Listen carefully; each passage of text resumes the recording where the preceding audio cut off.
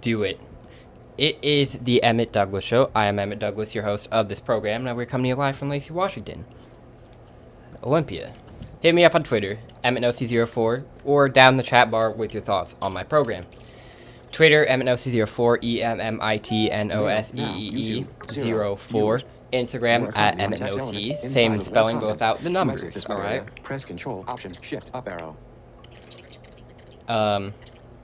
We have a bunch to get to. We're going to be talking some LeBron James and Los Angeles Lakers. We also have Aaron Rodgers. We also have... Is Russell Wilson truly happy in Seattle? We also have some more NFL draft to talk about. We're just going to kind of recap it. And much, much more. Tune in. Alright, so LeBron James. He has made some comments. We're going to start with this first. Now, I don't know if you guys had this, or saw these, but LeBron James said whoever made this bleep talking about the NBA playing tournament should be fired. Now, the reason he's saying this is I saw this argument and I have to 100% agree with it. Brian Fenley on Twitter, Brian with a Y, Fenley E, or Fenley. Go watch this video. But I'm gonna give you guys my thoughts on it. He is very scared. Because the other day he realized that he kind of says, "Oh, I'm not going to be 100% after this injury I've sustained, this high ankle sprain that set him out for a month. Anthony Davis isn't looking too good." I guarantee you, if he was in the first seed of the NBA Western Conference, he would not be saying that. He'd, just stick to LeBron, normal LeBron. If this never happened, he'd be saying that. He knows they could get bumped first round easily. He's scared. What else would it be, alright? Now... It's the Emmit Douglas Show. I'm Emmit Douglas, okay? LeBron James is clearly scared, and that's why he's making these comments. Should we be concerned with the Los Angeles Lakers? Yes! We absolutely should be concerned with the Los Angeles Lakers, alright? First of all, let me talk about this. I already said this in my last argument, but LeBron James, he might not feel 100% after this injury. He re-aggravated it, he was sore, so he's out today. He could be out Thursday. AD hasn't looked good. He's averaging 16 points, like 6 rebounds. He's on 39% shooting from the field, 18% from the three-point line. That's terrible. You don't have to watch NBA. Or you don't have to watch the games to know he hasn't been very good. Andre Drummond is just a stat stuffer. He's not good on defense, okay? And also, I think you have to have a pretty, LeBron James can't be slacking off. He has to be 100%, especially in this Western Conference, or even the Eastern Conference with the Nets. He has to be 100% to do well in the postseason, because a 100% team could come and easily eliminate them. Because LeBron James, he's obviously their number one option. He's their leader. Maybe he's the greatest of all time. You could argue that. And when you don't have that player, and I don't think, even if Anthony Davis does pick it up and do his thing, Anthony Davis can't do it by himself. LeBron James is going to have to be there. I'm sorry. He's going to have to be there. And, he could be there 80% even, and I just don't see him making the finals. You have to have a full 100% LeBron and a full 100% AD. This isn't the regular season. This is the playoffs. And I'm very worried about the Lakers, because this season, or now, Dennis Schroeder has the COVID, and he's set to be sidelined for the rest of the regular season. 10 to 14 days, that is. He's set to be in the health and safety protocol zone because he has Rona, or he's exposed, or something like that. I'm pretty sure he has it. I don't know. But if I were a Lakers fan, I would be pretty concerned. I am not going to lie to you. And I think, without LeBron, without AD, or with AD, but not very good AD, they're getting crushed tonight by the Nuggets. That's at 7 p.m. So I'm going to be done with the show by then. I'm probably going to watch that game. Psych. But, we have teams who've been hot, like Portland, who's facing the Hawks tonight, it's a little worrisome for the Lakers because, Lakers are not at full strength. That is something we can all agree on. They are not at full strength, like I said multiple times so far in the show. And also, something I did forget to say. Kyle Kuzma, Lakers small forward, power forward, Lakers forward. He says that he is not confident in his own franchise. Like, he says the team, like, looks apart or, like, they're not together. And you need to, win it. You need that good chemistry. I've said this before. I am a firm believer in a good locker room, good chemistry, and for this reason.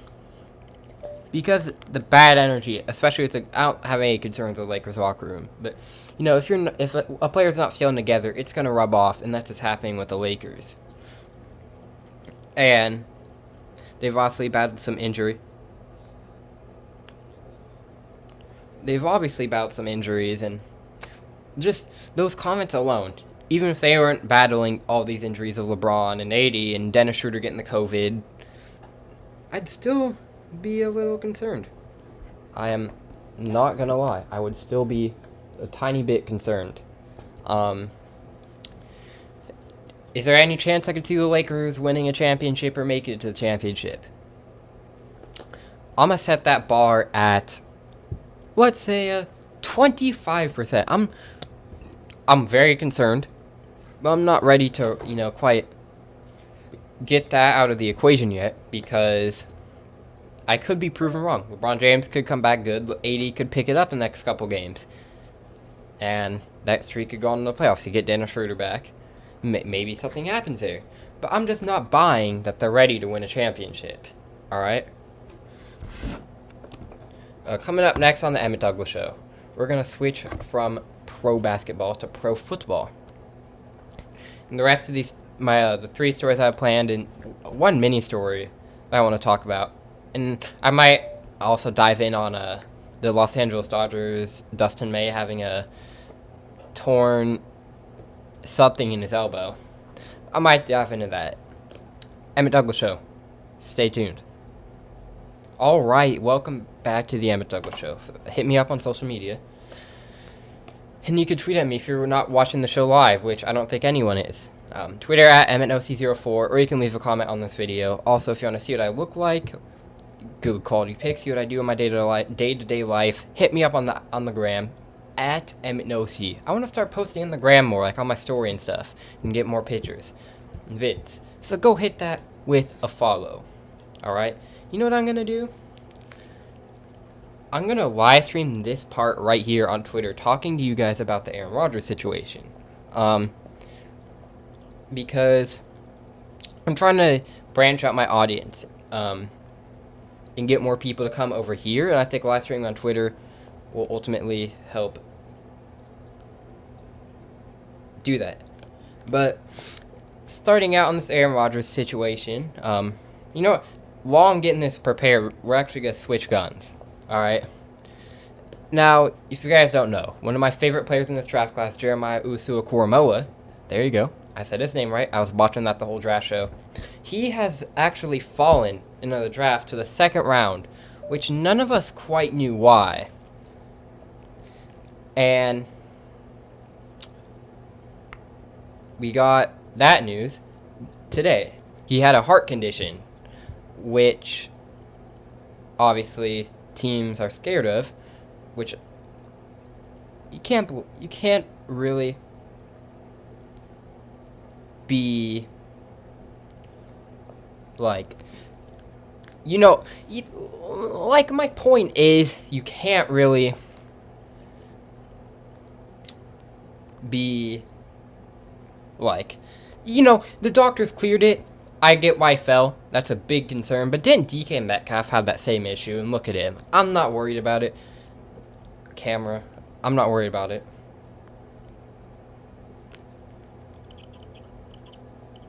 Live.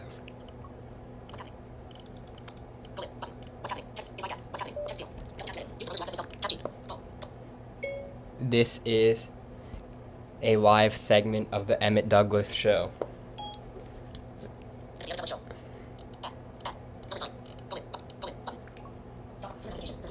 Alright, so let's get into this Aaron Rodgers situation. By the way, Twitter viewers, hold up. I should have planned this better.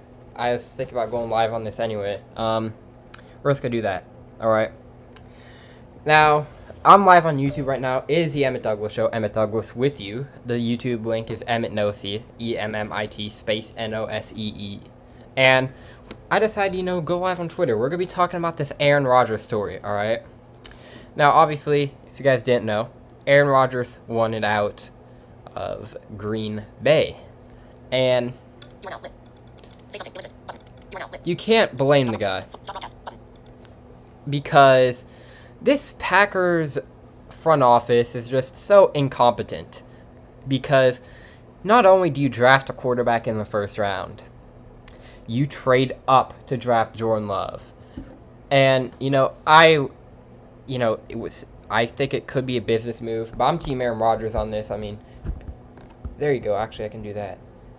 There you go. That's a much better camera angle, probably. I'm Team Aaron Rodgers.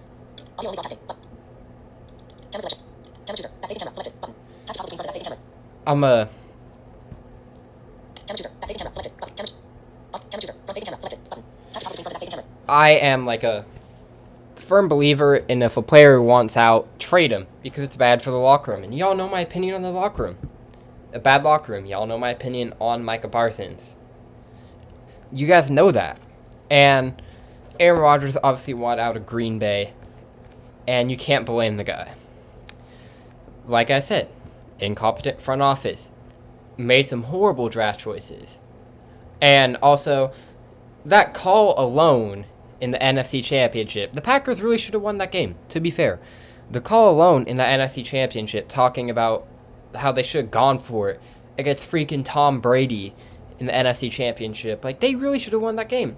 That's enough to piss a player off. That is enough to make a player a little bit salty. And at the time, Aaron Rodgers, you could say, oh, he got paid to go on Pat McAfee and spew, I'm not ready to leave Green Bay. But there's rumors that this has been out for months. And I'm buying into those rumors. I am completely buying into those rumors, actually. Another thing that, has been a topic of discussion with this Aaron Rodgers situation is why did it get out on draft night? Because, or why, like, if you're Aaron Rodgers, why would this get out on draft night? I don't know if you ought to go public with this, per se, but, it's the media, it's going to happen. And either way, if you're just, tweet out or, request a trade, and he could have done it differently. Like, he wouldn't have been a bad guy if you were to do that differently than Russell Wilson. There's different ways of publicizing it. You don't have to call out your team. But he claims that, the reason I think this got out on draft night is because Aaron Rodgers is hoping, this could be, he could get out of there, and he's like, well, I'm pretty unhappy, and, let's just do it. Though I've also heard rumors that he's going to retire. I am not buying into that whatsoever. He's only 37, only 37, but he won the freaking MVP last season. I'm sorry, if you think an MVP caliber or MVP player is gonna retire, he's not gonna do that. I think my three options are, he holds out for a couple games, which I don't think he's gonna do. He kind of forces the Packers to trade him, or he just sucks it up. Because I don't know if the Packers are actually going to fire their GM. That hasn't been rumored.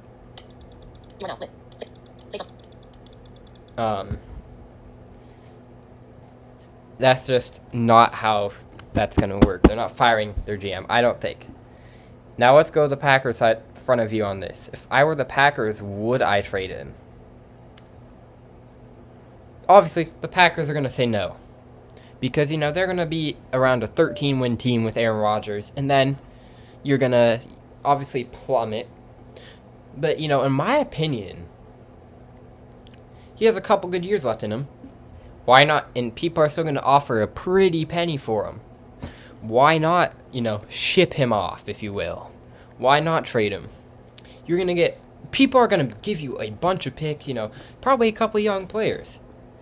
And y'all, I've said this multiple times, and I'm going to keep saying it. I am a firm believer in the locker room. A good locker room. Now, you could say, the Dallas Cowboys won it in 1990, the toxic locker room. Yeah, whatever. Now, it's changed. It's changed today. Times have changed. And I think the Packers, I don't see Aaron Rodgers, you know, holding out or anything. I think he kind of realizes, oh, well, I'm kind of older, and I need to enjoy these last, you know, couple of years. Now, you know what? Why not go on this topic of what teams could Aaron Rodgers go to? What teams may be interested in Aaron Rodgers? Now, we know the teams Aaron Rodgers would want to go to. The Raiders, the Broncos, and the 49ers.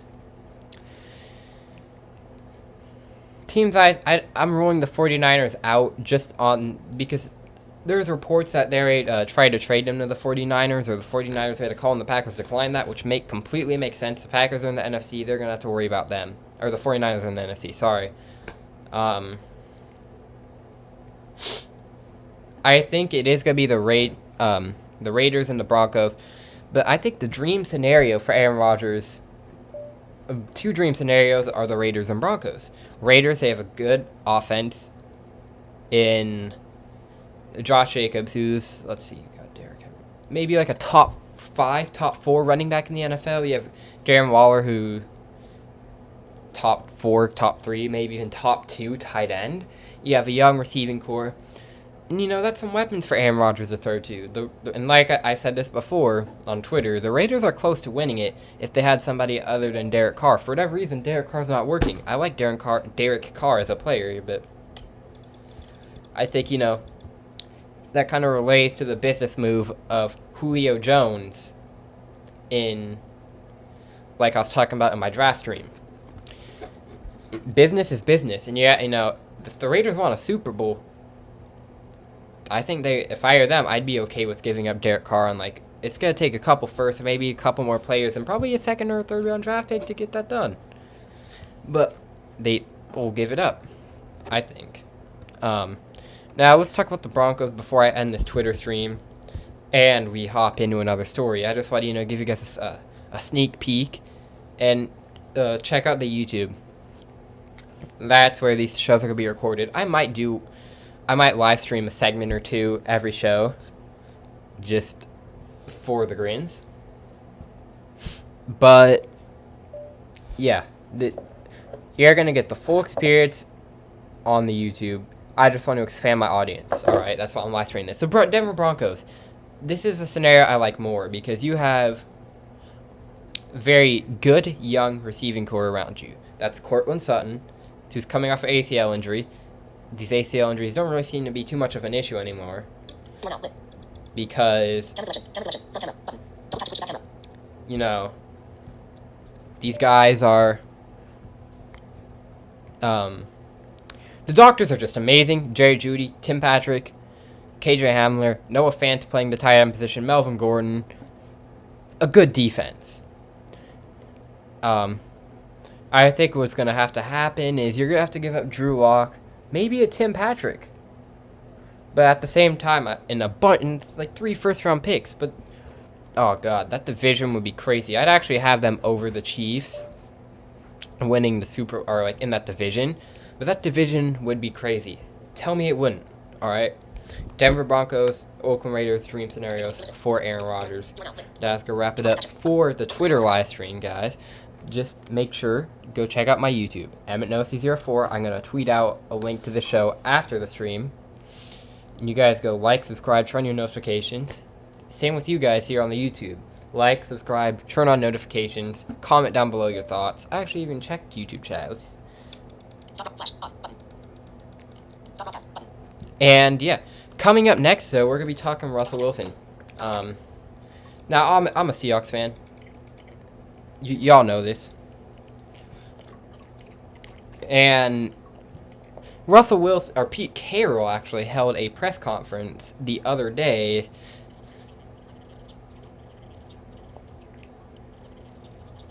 Oh, we went on that for...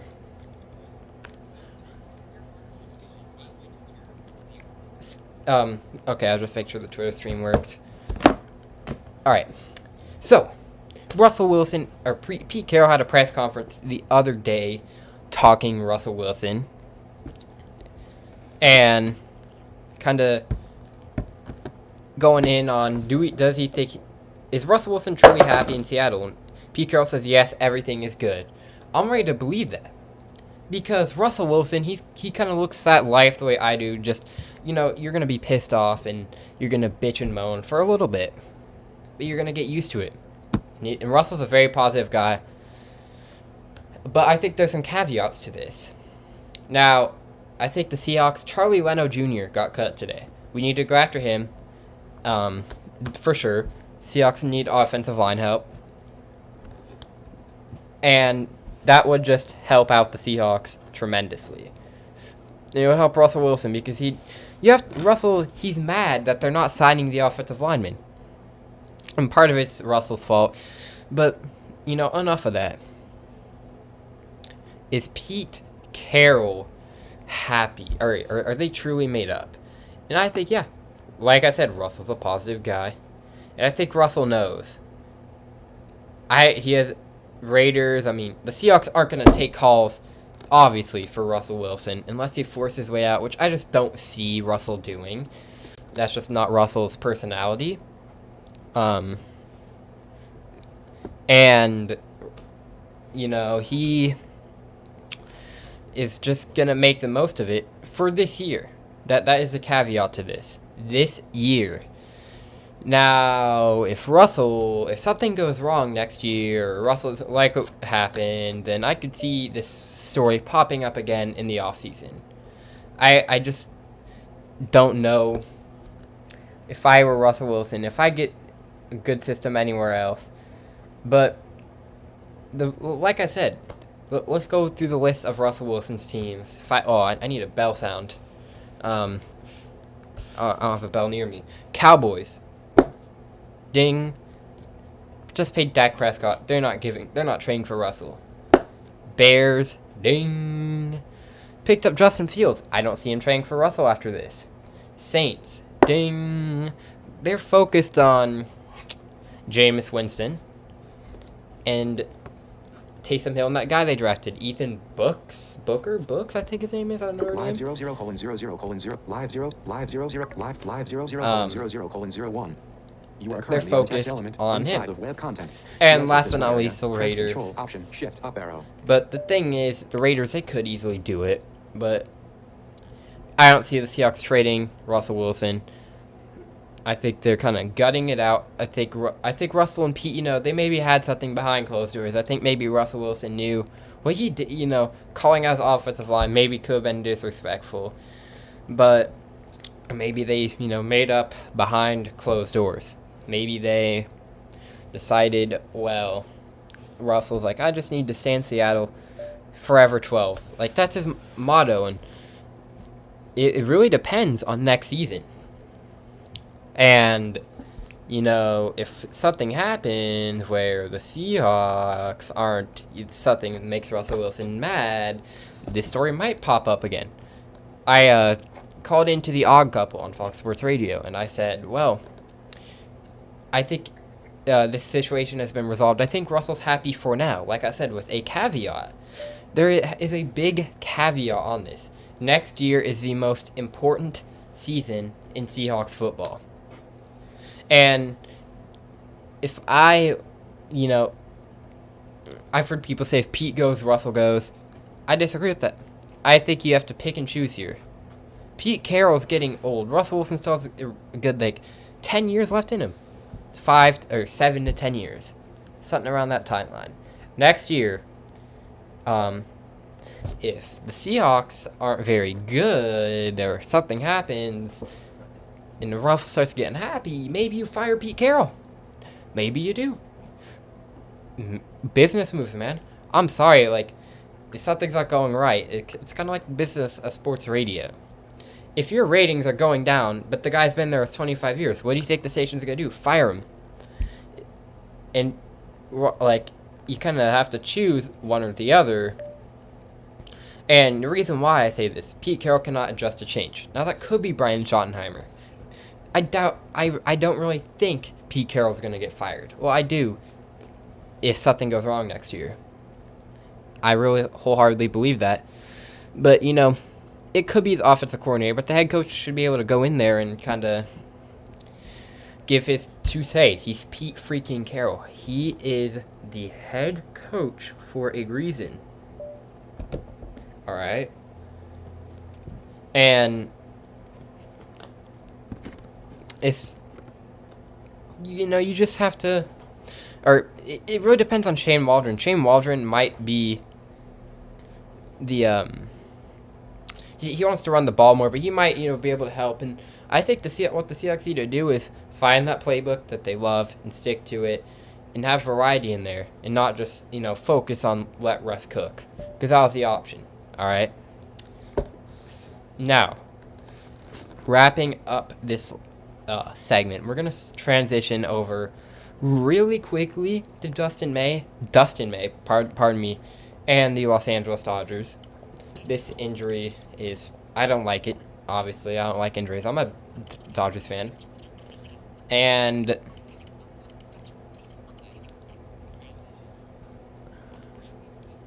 it's just, you know, sucks to see, man. And I don't know, the Dodgers are having some injury issues right now. But I think Bellinger's still injured, and obviously Dustin May is going to be injured for a pretty good amount of time. We can all agree on that. And it's just, I'm not ready to rule the Dodgers out. It's one pitcher. I think if they come back, you know, and do everything they could, then I think they'll be fine. Pitchers, or teams go without pitchers due to the Tommy Johns. They still have pretty good success, and the Dodgers have one of the most loaded, maybe if not the most loaded pitching staff in the MLB. And before we hop into this, my recap of the NFL draft, and me absolutely crapping on the winners and losers stuff, because I actually have an opinion on that. I tweeted this out earlier, at EmmittNosey04, EMMITNOSEE04. I want to start to do something on these shows, a segment called Ask Emmit. You can really ask me anything, sports, non-sports. Fire away on Twitter. You can either mention me, or sometimes I'll post a tweet, and I didn't get any questions today. So I'm just letting you guys know, you know, if you guys have a question, don't be afraid. You know, you can either DM it to me on Instagram if it's a private question at EmmittNosey, or DM it to me on, I don't think I have my DMs open for everyone on Twitter though. So Instagram would be the move if you want a private question. If it's private, I'm not going to include your name. So if you're trying to get clout from a blind guy, then I'm sorry, but you're going to have to tweet at me or say you just don't have Twitter, whatever. But enough of blabbing. Let's go over to this NFL draft talk. Recap of the NFL draft. You know, instead of winners and losers, I'm going to do picks that I like and picks that I don't like. Because here's the issue with these winners and losers BS stuff. You don't know truly who is a winner and loser until a couple years down the road.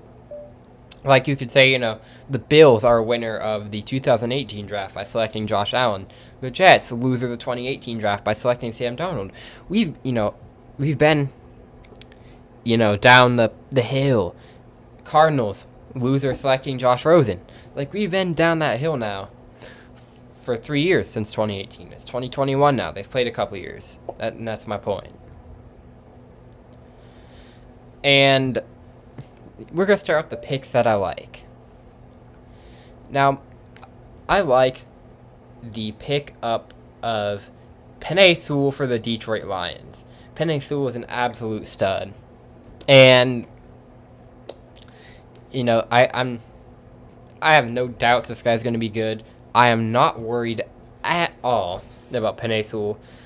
And this could be the Lions off or left tackle for years to come in their rebuild. You know, if Sewell's off the board, they're going to go receiver. But let's go to Kyle Pitts. Dude's an absolute stud. I like this pick. Another offensive line pick here. Rashad Slater to the Chargers. Good pickup. You kind of get your offensive line complete or set and complete with Justin Herbert down under center. And if I were Aaron Rodgers, I'm gonna go in his head here. Why do I want to go that division? You have Raiders, Chargers, Chiefs, Broncos. That's the right division, right? Yeah, it is. Okay. That division's gonna be so stacked if Aaron Rodgers goes to the Broncos. Like, Chargers, I think, are going to be a playoff team next year. Justin Herbert looked awesome in his rookie year, and I hope he doesn't have a sophomore slump. I really like Justin Herbert, and that'll be quite unfortunate, but it's not going to happen. I mean, you sign an all-pro center, Corey Linsley, hidden free agency. You sign the second-best tackle in the draft class, who's still a stud. This is O-line heavy draft class. I think the Chargers are in for a very good, promising while.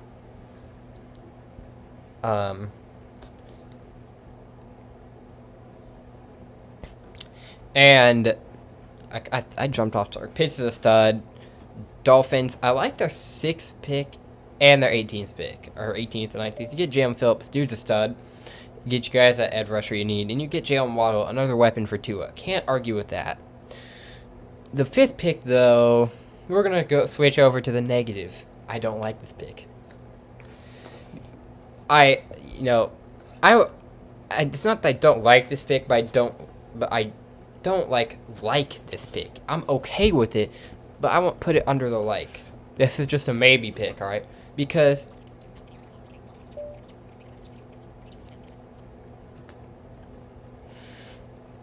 it was just,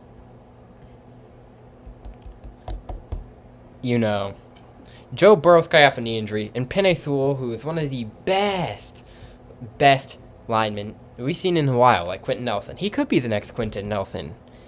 You really pass up on him for, you can get a number 1 receiver in the 2nd round. My only issue with it, I like Jamar Chase as a dude, good player, but you weren't gonna find, as much. You're gonna find a Penei Sewell in the 2nd round. That's why I'm okay with it. Jalen Waddle, you get your AJ Green replacement, like I said in the draft. In the draft live stream, my draft show. Go check that out if you haven't missed it. I had you guys covered for the 1st round. Picks I don't like, Raiders at 17. Really, Alex Leatherwood, he will fall into the 2nd round. I think he's a talented player. I really do. But when you have like a bad defense, you could have got yourself a Kwity Paye. You could have gotten yourself any edge rusher, a cornerback, a Jalen Phillips, a Jamin Davis to help out that defense. But no, you guys take Alex Leatherwood. Nothing against Leatherwood, but y'all go swapped your 2nd and 1st round picks. Let's just be real, all right? Any other picks I don't like? The Packers taking the cornerback at 29. That was projected to go 2nd. You could have taken an edge rusher there. Got Kenny Clark some talent. But you guys didn't. And you could have taken Elijah Moore, one of the better receivers in the class. Say so about that trade. Obviously, I like the Bears trading up for Fields. If you see, this draft class is so loaded on QB that Fields I have down below, but the only issue I have with him is the games I watched, he wasn't playing the best. I think he could still turn out to be a good NFL player, a good NFL quarterback. And obviously the Bears shouldn't trust Andy Dalton to bring them to that promised land. So good on the Bears for trading up. Oh